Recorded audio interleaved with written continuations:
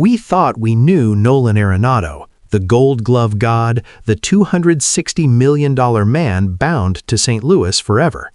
But beneath the surface of that massive contract was a ticking clock, tied not just to production, but to personal pride, and a franchise desperately trying to pivot. And when it finally exploded, it didn't just move a third baseman, it executed a dramatic financial exorcism that fundamentally changed how we view loyalty and the brutal cost of performance decline in modern Major League Baseball. This trade, shipping the perennial all-star from the Cardinals to the Arizona Diamondbacks, wasn't just shocking. It was an act of organizational violence necessary to save the Cardinals' future. Welcome to 617 News, where we dive into the catastrophic deals and calculated betrayals that redefine Major League Baseball. If you thought the Arenado saga was over when he left Colorado, you were tragically mistaken. This newest chapter in Arizona is the true plot twist we need to unpack. When the news broke that Nolan Arenado was heading to the Diamondbacks, carrying his 10 consecutive Gold Gloves, the baseball world collectively gasped.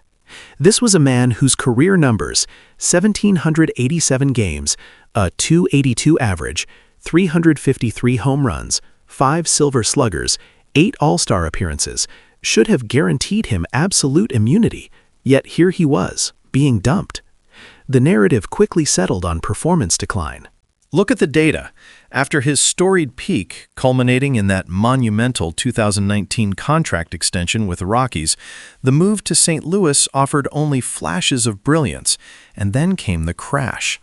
Last season, Arenado appeared in just 107 games, slashing a painful .237, with only 12 home runs and an OPS of .666. That's not a temporary slump. That's the profile of a replaceable average player, not a cornerstone superstar earning generational wealth. This is fundamentally a story of the inevitable decay of athleticism meeting the immovable object of a massive contract, argues Coach Miller, a longtime NL scout. But what makes it heartbreaking is the fact that he was still the best defender at his position. His defensive runs saved numbers hadn't entirely cratered. They were still elite. He was still the Platinum Glove standard, even if his bat fell silent. When a player loses half of their offensive game, they fight. When they lose their pride, they agree to move. The astonishing wrinkle in this deal wasn't the player, but the waiver of his sacred trade refusal clause. Why would the great Nolan Arenado, still owed $42 million over the next 2 years, agree to leave a historic franchise for a divisional rival? Because frankly, the writing was on the wall. He was facing a potential benching, or at least a drastic reduction in playing time, which is death to a proud athlete. This brings us to the ruthless business decision St. Louis made. A transaction so financially skewed, it initially appears insane. To get rid of Arenado, the Cardinals had to agree to absorb a staggering $31 million of his remaining salary, essentially paying him $31 million to play against them. In return, they received Jack Martinez, a 22-year-old right-handed pitcher drafted in the 8th round last year. Let me emphasize that. A top-tier future Hall of Famer traded for a lottery ticket prospect only after the Cardinals agreed to foot 70% of his remaining bill. Many fans and analysts cried foul. They saw panic. The Cardinals lost their nerve. This is a historically bad return for a player of his stature, scoffed one popular podcast host. This is the common emotional counterargument that misses the cold, hard logic of the front office. Let's dismantle that counterargument with the perspective of the spreadsheet guru, Elias, our resident financial analyst. The Cardinals weren't trading Arenado for Martinez. They were paying $31 million for flexibility.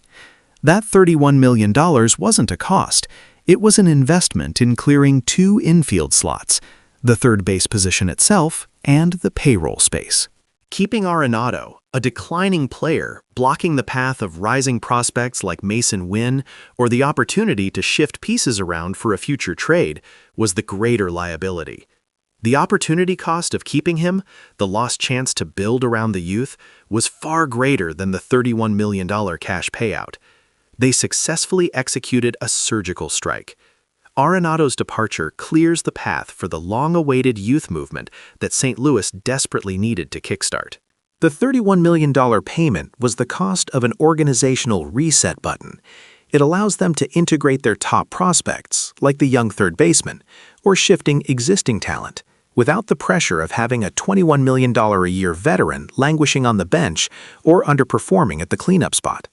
The trade wasn't about the return, it was about the subtraction. The true conflict, the emotional climax of this story, centers on Arenado himself. Imagine the feeling of being one of the greatest defenders in history, only to realize your own team views you as an expensive blocker. The waiver of the NTC was Arenado admitting defeat in St. Louis, but perhaps finding a renewed purpose in the desert. The Diamondbacks, meanwhile, pull off an absolute coup. They acquire a Gold Glove third baseman, the best defender in the game, for 2 years, costing them effectively only $11 million, which is minimum wage for a defensive specialist of his caliber. Arizona isn't buying the old MVP Arenado, explains Coach Miller. They are buying the Gold Glove defender at a massive discount, hoping the comfortable, lower-pressure environment of the NL West, back near his original stomping grounds, can rekindle just enough offensive fire. If he hits .260 with 20 home runs, that's an overwhelming steal given the Cardinals are paying the bill. The move puts him back into a familiar division against familiar rivals, and perhaps, crucially, out of the intensely scrutinizing lens of the St. Louis faithful, who demand consistent perfection. The plot twist here is that what looked like a failure for Arenado and a financial blunder for the Cardinals is actually a calculated victory for both sides. The Cardinals shed a massive obligation and clear crucial roster space. The Diamondbacks acquired an elite defender for pennies on the dollar. The open loop, the mystery of why this shock trade happened, is solved. It was an act of necessary self-sacrifice by both the player and the franchise, driven by the ruthless economics of baseball and the harsh reality of age catching up to a superstar bat. Now, the weight of expectation shifts entirely to Arizona. Will playing in the NL West reignite that spark? Will the familiar heat of the desert air return the power stroke that made him a legend? The spotlight is back on Nolan Arenado, but this time he's playing for redemption, not just records. What do you think? Did the Cardinals make the right move by paying $31 million to jettison Arenado and secure their future? Or did they undervalue the symbolic weight of trading a potential Hall of Famer? Let us know your thoughts in the comments below, and don't forget to hit the like button, share this deep dive with your friends, and subscribe to 617 News for more passionate analysis of the biggest moves in sports.